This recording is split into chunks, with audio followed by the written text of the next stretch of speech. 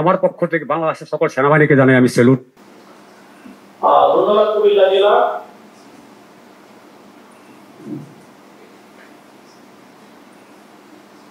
এই পর্যায়ে অনুভূতি প্রকাশের জন্য প্রথমে ফেনী জেলার একজন উপকারভোগী তার অনুভূতি প্রকাশ করবেন। জেলা প্রশাসক ফেনী।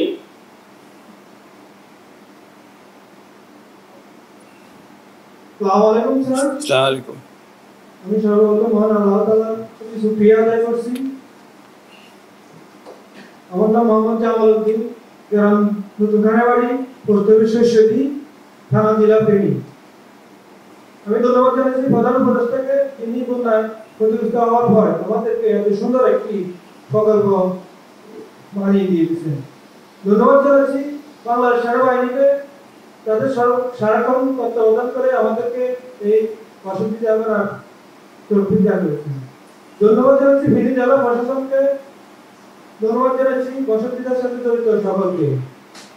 বর্তমান সরকার আমাদের দেশকে অগ্রত উন্নয়ন করার জন্য বিশ্বের কাছে বাংলাদেশকে একটি সুনাম অর্জন করার জন্য তৌফিক দান করছি। আমি দোয়া করছি। আমি আল্লাহ তাআলার কাছে শুকরিয়া আদায় করছি যে বসতিদার বাড়িতে আল্লাহ পাক আমাদের সুখী শান্তিতে রাখেন। আমিন। আসসালামু আলাইকুম। ওয়ালাইকুম আসসালাম। ধন্যবাদ ফেনী জেলা। এই পর্যায়ে নোয়াখালী জেলার একজন উপকারভোগীকে বক্তব্য রাখার জন্য অনুরোধ জানাচ্ছি। জেলা প্রশাসক নোয়াখালী।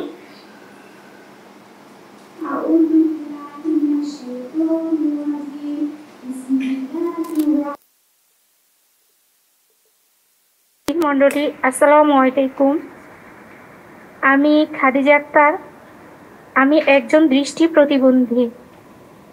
আমার বাড়ি নোয়াখালী জেলা, উপজেলা বেগমগঞ্জ, দৌলতপুর গ্রাম।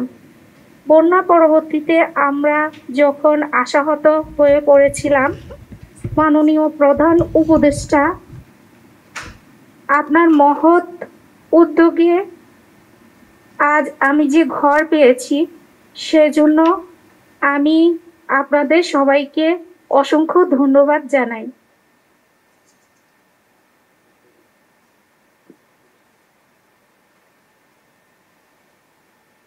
বিশেষ করে আমাদের নোয়াখালী প্রশাসন, বাংলাদেশ সেনাবাহিনী যে সমস্ত সদস্য আমার ঘর তৈরির জন্য অক্লান্ত পরিশ্রম করেছেন, আমি সবাইকে আন্তরিকভাবে ধন্যবাদ জানাই। সেই সাথে আমি জানাতে চাই, আপনারা যে ঘর তৈরি করে দিয়েছেন, সে ঘর যেন আমার আশার অবলম্বন হয়। ধন্যবাদ। আসসালামু আলাইকুম ওয়া রাহমাতুল্লাহ।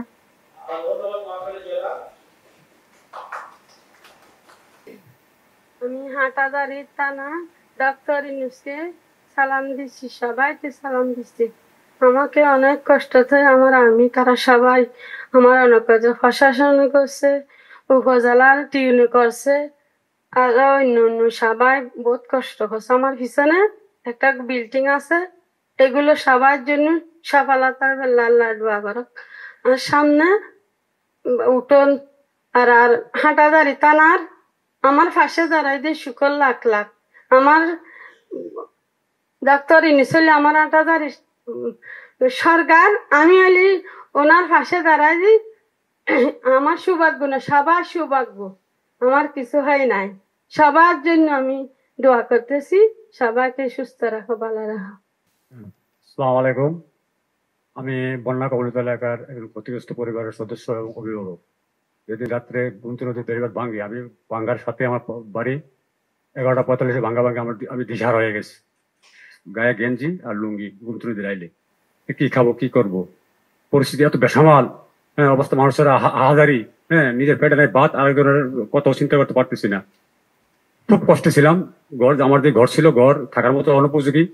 বন্যা পরবর্তী সময় আমার ছেলে মেয়ে নিয়ে পাকঘরে থাকতাম। এরপরে শুনতে পারলাম যে বর্তমানে বাংলাদেশ সরকারের মাননীয় প্রধান উপদেষ্টা সাহেব কিছু ঘর দিবেন আমাদেরকে সেনাবাহিনীর মাধ্যমে। সেনাবাহিনী একদিন আমাদের বাড়িতে গেল, যে অডিট করলো। তখন মনে খুব আশা হলো যে না, সেনাবাহিনী যেহেতু আসছে, তারা 70 ভোট দিবে, ঘর ইনশাল্লাহ পাবো।